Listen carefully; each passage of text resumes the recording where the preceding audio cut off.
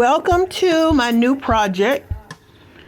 I also consider gardening and building raised beds as a DIY project category. This is the area where I'm planting some raised garden beds. I plan to have them sort of narrow so they'll be easy to reach over. But this is the area where the large tree was and Hurricane Ian took it down. So it was really a blessing in disguise, and I have things to work with.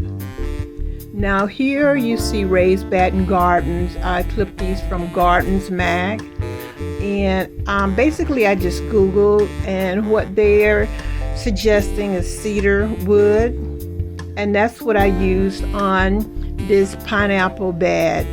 And I constructed this maybe about 6 or 7 years ago, and you can see it's still intact. Now here are some of my vegetables that I planted, and mostly decorative plants.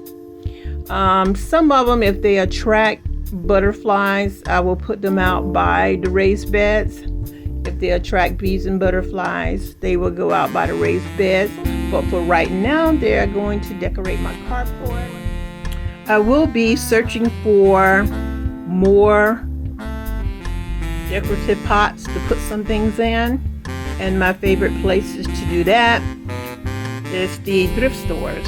There will be a different variety. And now on some of the large ones, I will have to go with plastic pots. I just wanted to show you what I've done for decorative so far.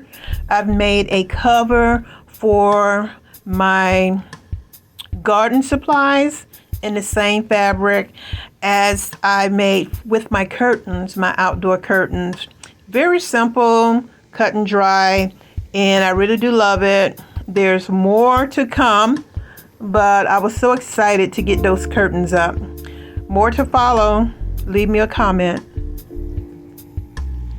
I will be hiring a local company called Bram Lux Power Washing to power wash the carport, and I will be painting over the carport with some outdoor paint, followed by an outdoor rug, and I will leave their information in the comments.